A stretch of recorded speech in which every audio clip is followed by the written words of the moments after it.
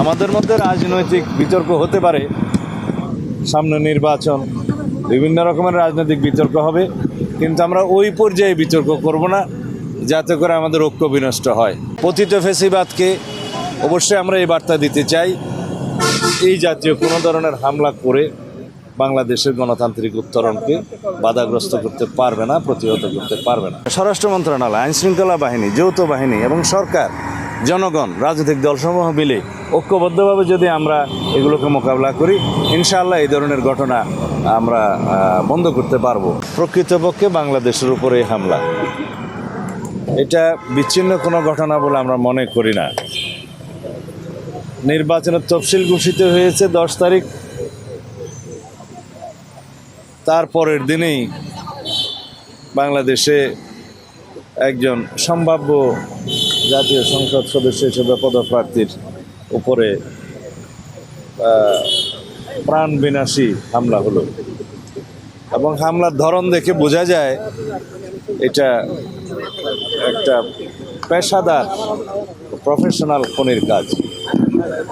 এখন ওসমান হাদি জীবন মৃত্যুর সন্ধিক্ষণে আছে, মৃত্যুর সাথে পাঞ্জা লড়ছে। রব্বুল আলামিনের কাছে আমরা প্রার্থনা করি যেন তিনি তাকে জীবিত রাখেন, বাঁচিয়ে রাখেন, সুস্থতা দেন।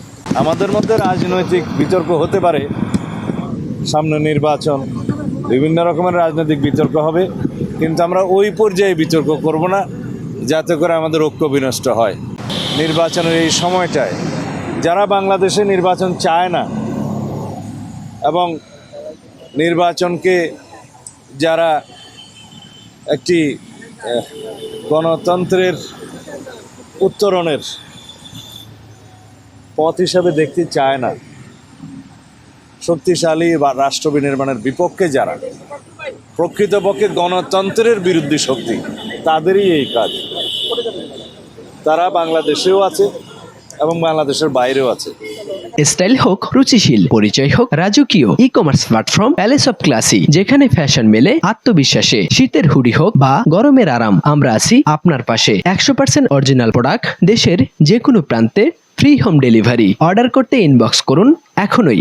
Palace of classy, B classy, be confident. পতিত ফ্যাসিবাদকে অবশ্যই আমরা এই বার্তা দিতে চাই, এই জাতীয় কোনো ধরনের হামলা করে বাংলাদেশের গণতান্ত্রিক উত্তরণকে বাধাগ্রস্ত করতে পারবে না, প্রতিহত করতে পারবে না। 25 ডিসেম্বর তারেক রহমান আসছেন, তিনি বড় দলের বড় নেতা, উনি আসার পরে আরও সমাগমটা বড় হবে।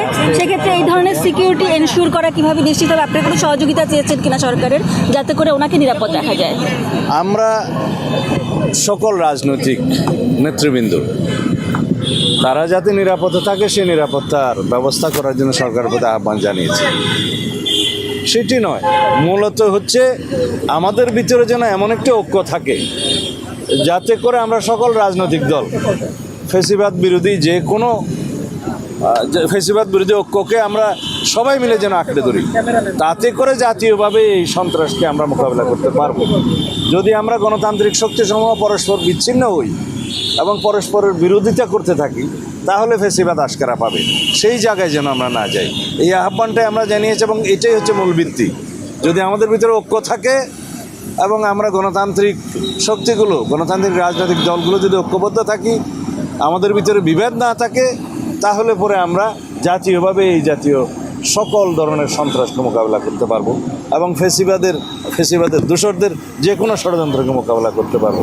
আমরা জানি এই শক্তি দেশের ভিতরেও সক্রিয় এবং দেশের বাইরেও সক্রিয়। আমরা ঘটনার সুষ্ঠু তদন্তের জন্য এবং তড়িৎ ব্যবস্থা গ্রহণের জন্য আহ্বান জানিয়েছি।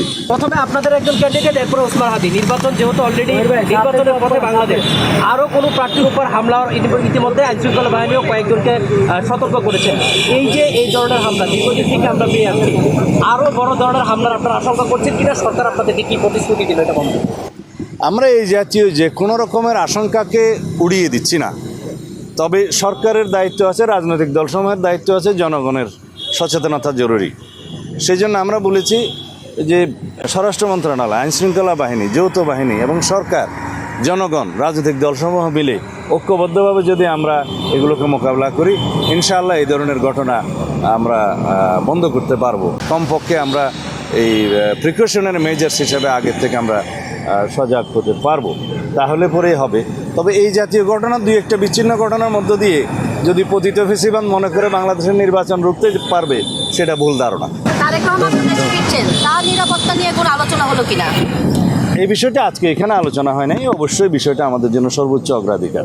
আমরা দলীয়ভাবেও চেষ্টা করব, সরকারকেও আহ্বান জানাবো যাতে ওনার নিরাপত্তা নিশ্চিত